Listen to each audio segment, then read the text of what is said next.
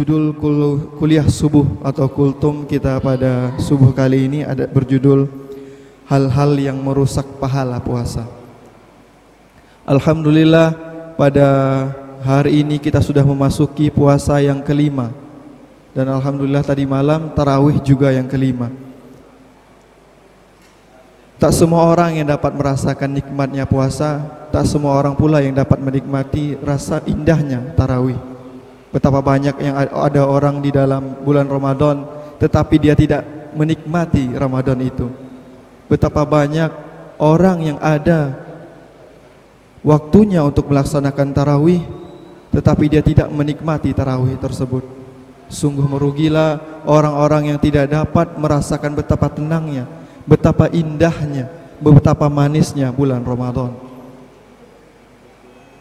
Kita sudah ketahui, sudah banyak ceramah, sudah banyak yang menasihati bahwasannya jangan sekali-kali kalian menyia-nyiakan bulan Ramadan.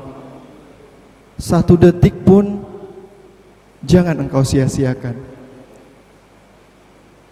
Kita tahu bahwasanya barang siapa yang melaksanakan puasa dengan ikhlas mengharap ridha Allah Subhanahu wa taala semata, maka Allah akan ampuni segala dosa-dosanya. Hadis riwayat Bukhari dan Muslim.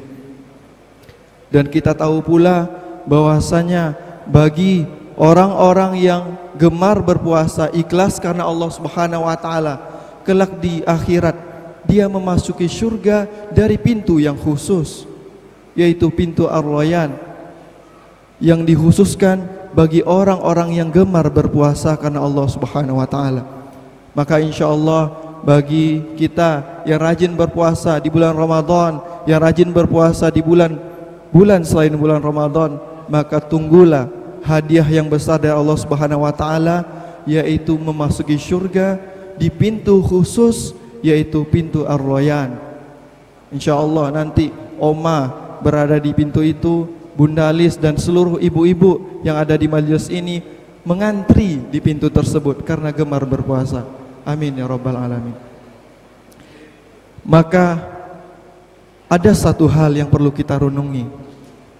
Banyak orang yang mampu mempertahankan puasanya, tetapi sangat sedikit dari manusia yang mampu mempertahankan pahala puasanya. Banyak orang yang mampu mempertahankan puasanya, tetapi sangat sedikit orang yang mampu untuk mempertahankan pahala puasanya.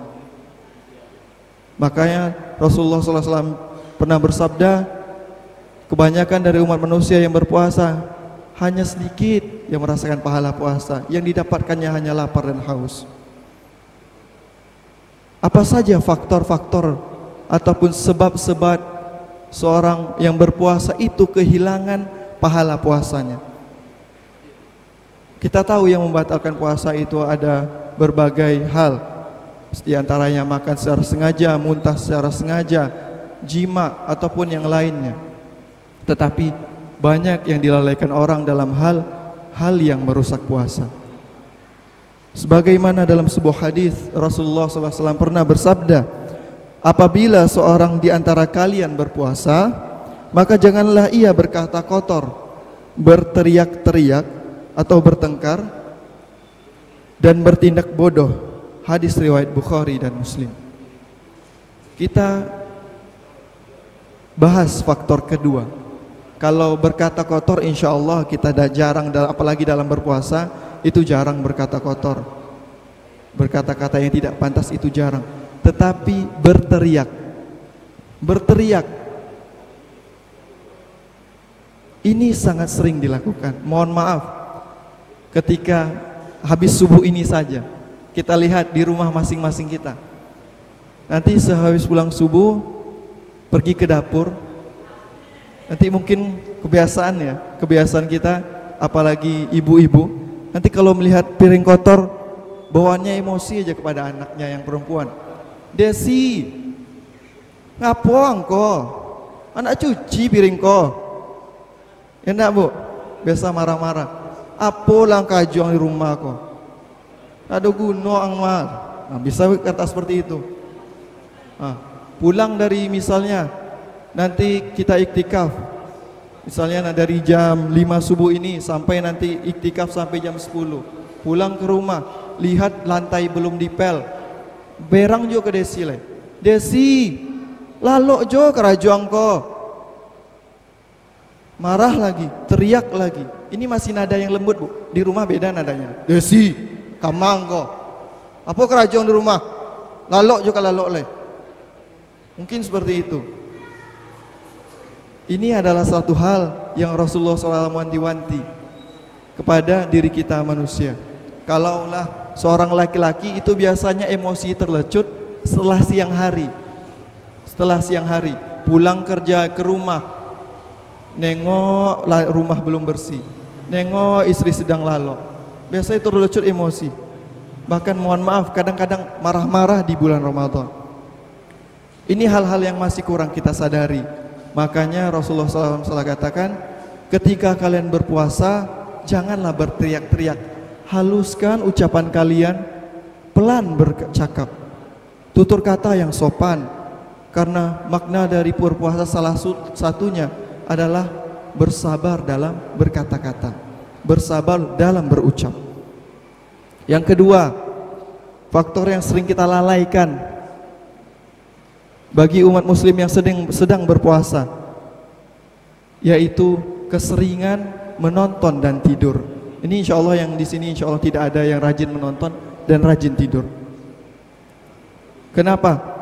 Habis subuh, kuliah subuh nonton Mama Dede, bagus tontonannya, alhamdulillah Mama Dede.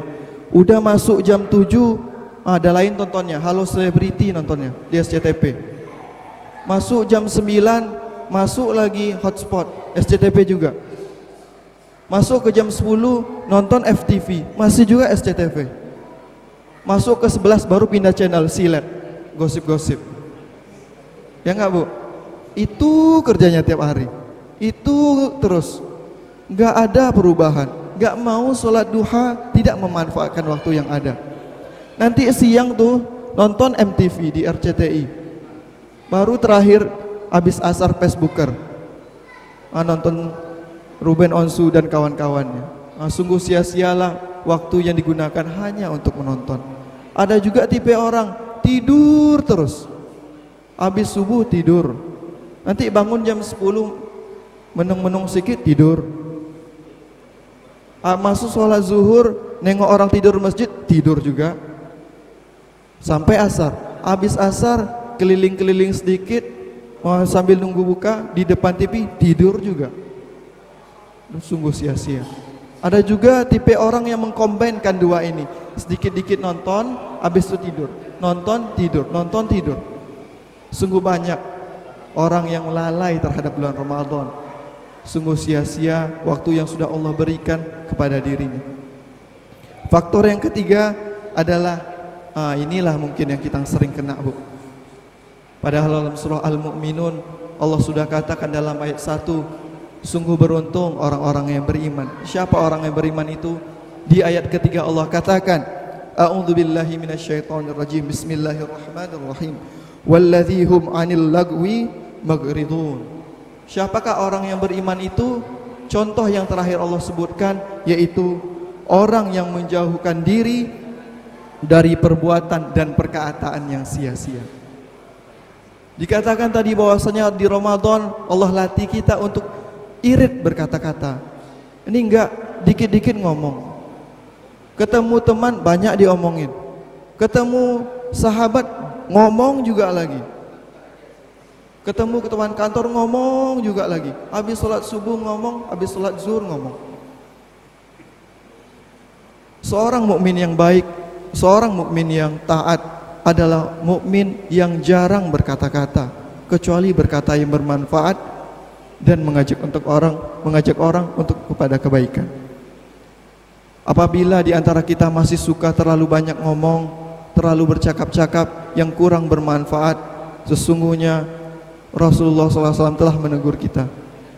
Mungkin itu adalah tanda bahwasanya kita belumlah menjadi seorang yang mukmin, orang-orang yang bertakwa.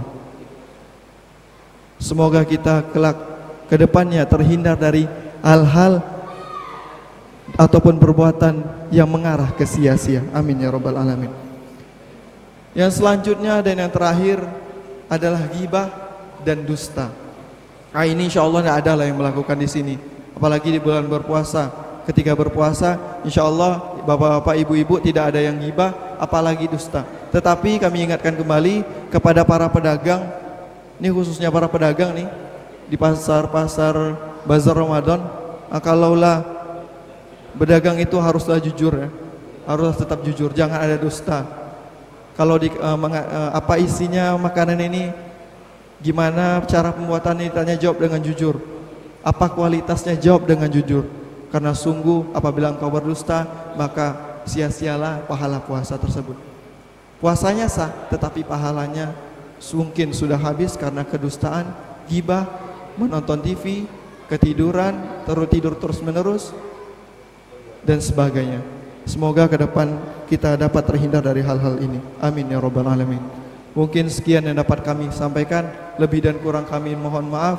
Wallahu a'lam bishawab. Subhanakallahumma wa bihamdika asyhadu an la ilaha illa anta astaghfiruka wa atubu ilaik. Assalamualaikum warahmatullahi wabarakatuh.